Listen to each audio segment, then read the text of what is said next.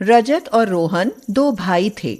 रजत के दो बच्चे थे, लेकिन जब से माँ बाप गुजरे तब से दोनों भाइयों में अनबन रहने लगी और रजत अपने बच्चों के साथ अलग घर में रहने लगा।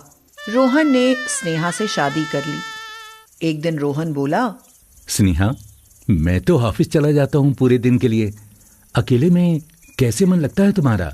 क्या करूं, सबकी सास होती है जिनकी नोक झोंक से उनका समय कट जाता है। मेरी तो सास भी नहीं है। आपकी वो मौसी भी अकेली रहती है ना, आप उन्हें यहाँ क्यों नहीं बुला लेते? आखिर आपकी मौसी भी तो मेरी छोटी सास ही लगेंगी। अरे ना बाबा ना, मौसी तो वहीं ठीक है। अगर मेरी मौसी यहाँ आ गई तो तुम्हारे घर छोड़ने की नौबत आ जाएगी। मुझे डरा रहे हो? ऐसे क्या वो मुझे खा जाएंगी? अरे रहने ही दो, मौसी जी से तो राम ही बचाए। मौसी के आने का मतलब है कयामत आना। पता नहीं, आप तो ऐसे डरते हो जैसे आपकी मौसी ना हुई कोई भूत हो। अरे अभी तुम उनसे मिली नहीं हो ना, जिस दिन मिल लोगी उस दिन तौबा कर लोगी। कई साल बीत गए। स्नेहा के दो बच्चे भी हो गए, लेकिन कभी मौसी से मिलना नहीं हुआ। लेकिन घर में जब भी उनका जिक्र होता था, स्नेहा बड़े उत्साह से उनकी कहानियां सुनती थी। एक दिन रोहन ने स्नेहा से कहा, स्नेहा, जल्दी जल्दी से इस घर का हुलिया ठीक करो, मेरी मौसी आ रही हैं। अरे वाह, आज इतने सालों बाद आपकी मौसी आ रही हैं। कोई बात नहीं, आने दो। मेरी तो उनसे मिलने की बहुत इच्छा है। मौसी का भूत जल्दी उतर जाएगा, मैं चला उन्हें लेने। हड़बड़ाहट में रोहन उन्हें लेने रेलवे स्टेशन पहुंचा। मौसी जी, चरण स्पर्श। मौसी बोली, कहाँ था नालायक, मैं कब से इंतजार कर रही थी। चल, अब मेरा मुंह क्या देख रहा है, सामान उठा और जल्दी चल। मौसी घर में चारों तरफ देखते हुए बोली, ये घर कभी मेरी बहन का होता था, अब तो कोई पूछता ही नहीं। हाँ। ये क्या मौसी जी, आपका घर है, जब मन करे तब आ जाओ। मैंने कब कहा तेरी बीवी का घर है? आखिर बहू है कहाँ? बुलाता हूं मौसी जी। स्नेहा, जल्दी बाहर आ जाओ, देखो मौसी जी आई हैं। स्नेहा आई और बोली, नमस्ते मौसी जी। मौसी बोली, नमस्ते, थोड़ा झुकना नहीं सिखाया माँ ने?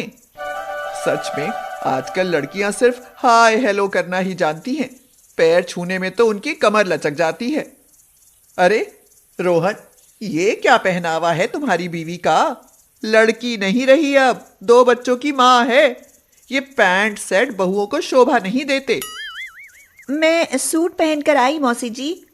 रहने दे, ना बिछिया ना सिंदूर, संस्कार नाम की तो कोई चीज ही नहीं है। हाँ। ये बात तो सही कही मौसी जी, मैंने कई बार कहा, लेकिन ये मानती नहीं है। रोहन, तुम भी? ओ रोहन, ये तेरा नाम भी लेती है? कितना कलयुग आ गया है। एक हम थे जो कभी गलती से भी अपने पति का नाम नहीं लिया, और एक ये है रोहन। सॉरी मौसी जी, आओ पहले यहाँ आराम से बैठो। मैं सब जानती हूँ कहाँ बैठना है। बहन नहीं तो क्या हुआ, घर तो मेरी बहन का ही है। रजत और उसकी बहू कहाँ हैं? वो कहीं दिखाई नहीं दे रहे। मौसी, वो अब हमारे साथ नहीं रहते, अब वो हमारे बराबर वाले घर में अलग रहते हैं। क्या अलग रहते हैं?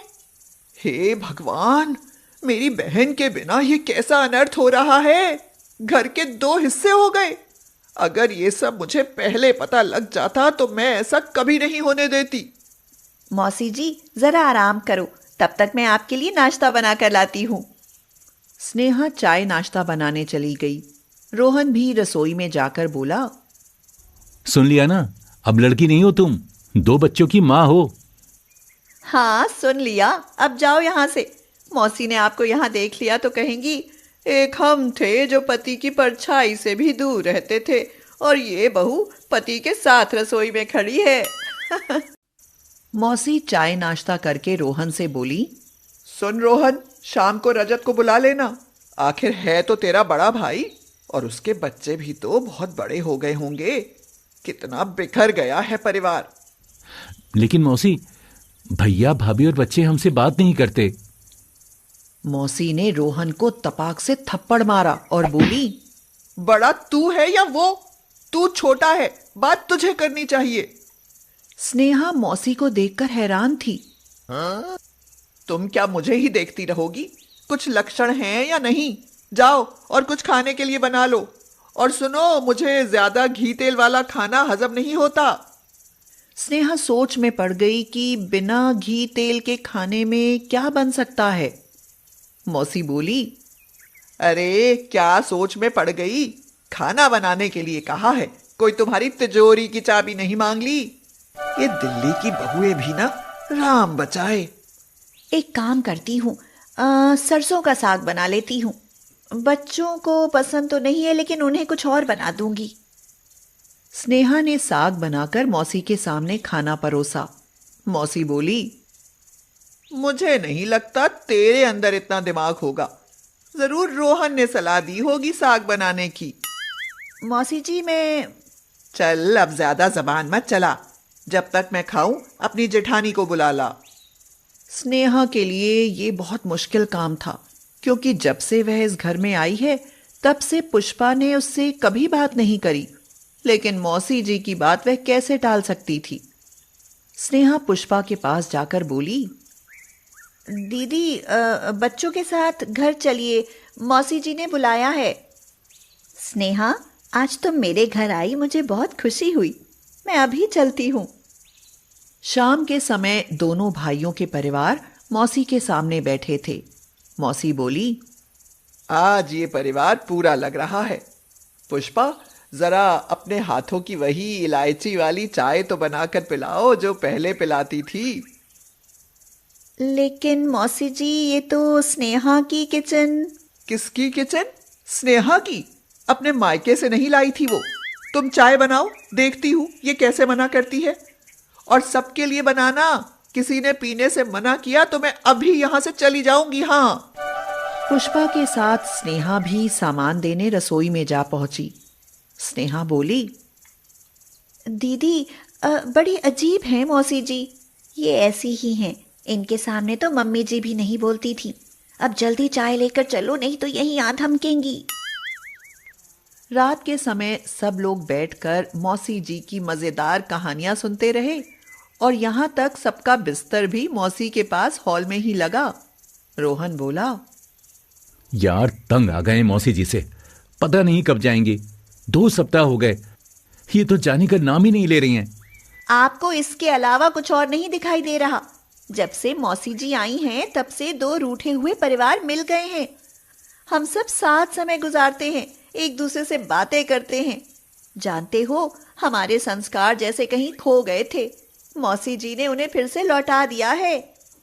सही कह रही हो स्नेहा, इस बात का तो मैंने कभी विचार ही नहीं किया। रात को मौसी बोली, कल मैं वापस जा रही हूं। सब चौंक गए और उनसे पूछने लगे कि क्या वह वापस जा रही हैं। हाँ, कल चली जाऊंगी। आपके आने से ऐसा लगा था जैसे माँ वापस आ गई हो। आप मत जाओ ना मौसी। हाँ मौसी जी, आप चली जाओगी तो हमें सही गलत का मतलब कौन बताएगा? बच्चे भी बोले, दादी जी, फिर हमें कहानियां कौन सुनाएगा? सारे के सारे ही नालायक हो। भगवान के नहीं, अपने घर जा रही हूं। जाना तो पड़ेगा ही। पुष्पा, मेरे लिए भरवा करेले बना देना। और स्नेहा, मेरी सारी साड़ियां बढ़िया से इस्त्री कर दे। मौसी के जाने से मन में खुशी होनी चाहिए थी, लेकिन फिर भी सबकी आंखें नम हो गईं। अगली सुबह मौसी तैयार हो गई। सब उन्हें गाड़ी में बिठाने रेलवे स्टेशन पहुंच गए। मौसी बोली, नालायको, ये रोनी सूरत क्यों बनाई हुई है? मैं फिर आऊंगी। स्नेहा ने कहा, मौसी जी, मैं आपको बहुत मिस करूंगी। अब मस्का मत लगाओ, मैं नहीं रुकने वाली। और फिर मौसी ट्रेन में बैठ गई और ट्रेन चल पड़ी। सब उन्हें नम आंखों से जाते हुए देखते रह गए। क्या मौसी जी फिर से वापस आएंगी? देखिए अगले एपिसोड में।